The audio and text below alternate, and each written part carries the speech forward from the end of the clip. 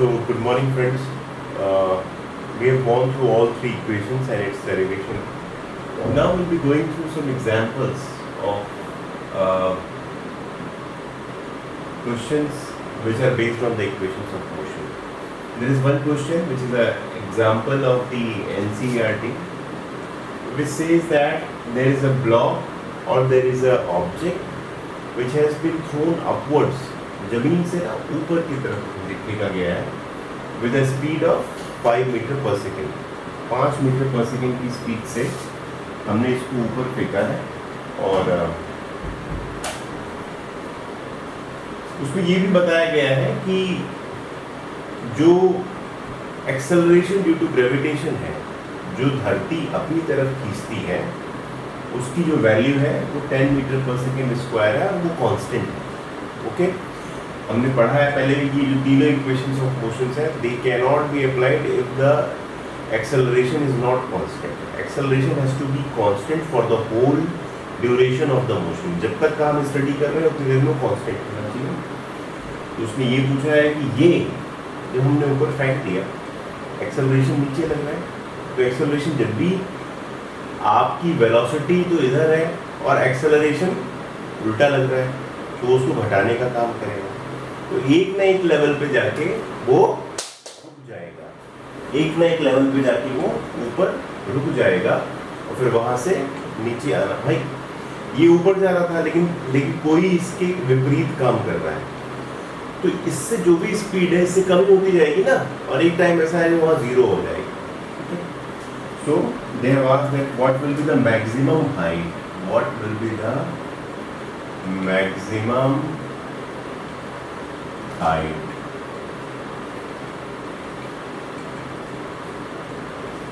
Attain. Maximum कितनी height जाएगा? अच्छा, मैक्सिमम हाइट में कितनी जाएगा? यहाँ से आगे बढ़ते तो जा रहा है, जाता जा रहा है, लेकिन उसकी स्पीड कम हो रही है. एक लेवल जब भी आएगा, जब उसकी स्पीड ऊपर की तरफ या वेलोसिटी ऊपर की तरफ जीरो हो जाएगी, मतलब से तो वो नीचे आना शुरू हो जाएगा. ऊपर जब जीरो हो जाएगी, यहाँ जीरो आके टिक जाएगा और उसके बाद उसकी, क्योंकि नीचे की तरफ एक्सेलरेशन लग रहा है तो नीचे आने लगेगा. तो जो सबसे ऊपर वाला पॉइंट है, जो सबसे ऊपर जहाँ पे उसकी वेलोसिटी जीरो थी, वही उसका सबसे ऊपर का पॉइंट होगा, सबसे ज़्यादा हाइट होगी. समझ लेते हैं इसमें कौन सा आपके पास u दिया है. What is this? What is given to you? You have been given what? u is what? 5 meters per second. Am I right, friends? Then you have been given ये a है, एक्सेलरेशन आपको दिया है. अच्छा, ऐसे cases में हमें क्या करना है?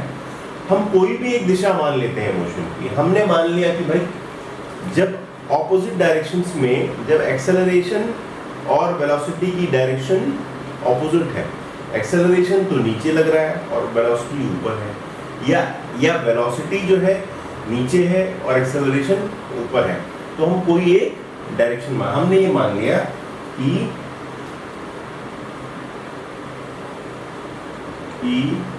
ऊपर जो है ना ये पॉजिटिव है. हम ऊपर जो भी चीजें लेंगे वो क्या हमको पॉजिटिव लेंगे, और हम उसके उल्टा जो भी लेंगे उसे नेगेटिव लेंगे. तो यू हमने 5 मीटर पर सेकेंड ले लिया, ठीक है. ए क्या है? ए भी हमने ले लिया. फिर 10 मीटर्स पर सेकेंड स्क्वायर, इसकी क्या था? ये क्या है? नीचे लग रहा है, तो हम इसको माइनस करेंगे. ठीक है भाई, ओके. हमने कहा था maximum height, the maximum height will be attained where velocity is zero. Where velocity is zero. ठीक है भाई, बात पक्की हो गई. ये हाइट क्या है? ये हाइट क्या है? ये जो इनिशियल पॉइंट है, मान लो यहाँ से बात शुरू हुई, यहीं से बात शुरू हुई, मैं इसको 0 0 मान लिया, मैंने कहा यहीं से बात शुरू हुई है, तो यहाँ से कितनी हाइट जाएगा, यही तो हमने बात की ना, यहाँ से कितनी हाइट पे जाके नीचे आ जाएगा। ठीक है, तो ये है क्या, ये इसमें इसकी इनिशियल वेलोसिटी है, इसका एक्सेलरेशन है, इसने कितनी डिस्टेंस ट्रेवल की, स्ट्रेट लाइन मोशन ही होता है ये, this is a straight line motion, what, this is a straight line motion. So for this what we can apply, the formula is v square is equal to u square plus 2as, s क्या है, जो total height ही attain करेगा, v क्या है वहां पे 0 हो जाएगा, u आपको दिया है, v वहां पे क्या है 0, u क्या है 5 स्क्वायर प्लस 2 इंटू a क्या है -10, okay, s is what, so 25 is equal to what 20 into s, s is what 25 by 2 है ना भाई, 25 by 20, sorry, so 1.25 meters। इसका मतलब ये जब ऊपर की तरफ फेंका जाएगा तो ये 1.25 मीटर्स पे जाके रुक जाएगा, मतलब वहां से फिर वो ऊपर नहीं जाएगा, वहां से फिर वो नीचे आएगा। तो total height attained is what 1.25 metre, total height attained is what 1.25 metre. Okay, ये केस है, ये वेलोसिटी बढ़ा दो तो और ऊपर जाएगा। चलिए, तो हमने ये पढ़ा कि इक्वेशंस ऑफ मोशंस का एप्लीकेशन क्या है, हमने इक्वेशन क्या है। एक और क्वेश्चन इस पे, there can be one more type of question in which you have been given, कोई कह रहा है ना एक बच्चा खड़ा है, इसने ना यहाँ से ना एक बॉल ड्रॉप कर दी,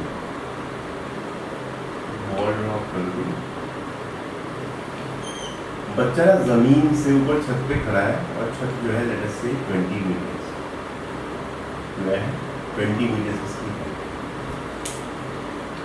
ओके, ये बोल दिया कि एक्सेलरेशन हमेशा ऊपर से नीचे की तरफ लग रहा है, वो है acceleration is nothing but g, acceleration due to gravity, उसमें कहते हैं ये है एक्सेलरेशन ड्यू टू ग्रेविटी। ठीक है, उसकी वैल्यू है 10 मीटर्स पर सेकेंड। यहाँ से रेस्ट से फेंका था, ऐसे ही नहीं फेंका, वैसे ही फेंका, यूँ पकड़ा और यूँ ऐसे छोड़ दिया। मान लो मैं 20 मीटर की छत पे हूँ और मैंने इसको ये यूँ छोड़ दिया। ओके, किसी ने पूछा after how much time, after how much time, ये ना क्वेश्चन आप आगे भी करेंगे, विल इट टच अर्थ, छत पर से फेंका ना 20 मीटर की छत पर से, and what will B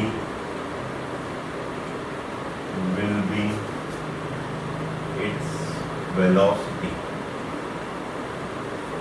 while touching,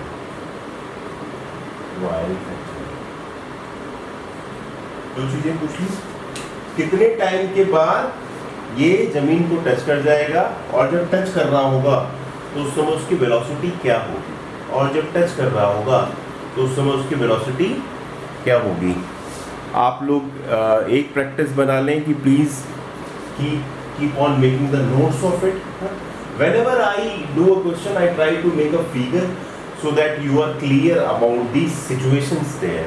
Okay, you need not to do that in your exams, especially for the NCERT and all, but you have to go by this. So what is given?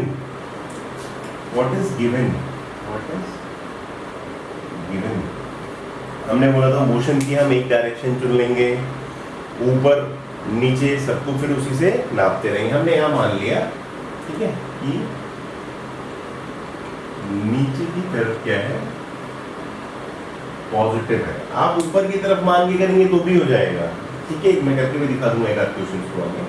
What is given, आपके पास height, आपके पास distance भाई 20 metre से ऊपर से छत से छोड़ी किसी चीज को, और वो नीचे जमीन पे गिर रही है, तो टोटल डिस्टेंस कितने ट्रेवल करेगा? 20 मीटर ही करेगा। ऐसा तो नहीं जमीन को फाड़ के नीचे चला जाएगा। So you have been given S.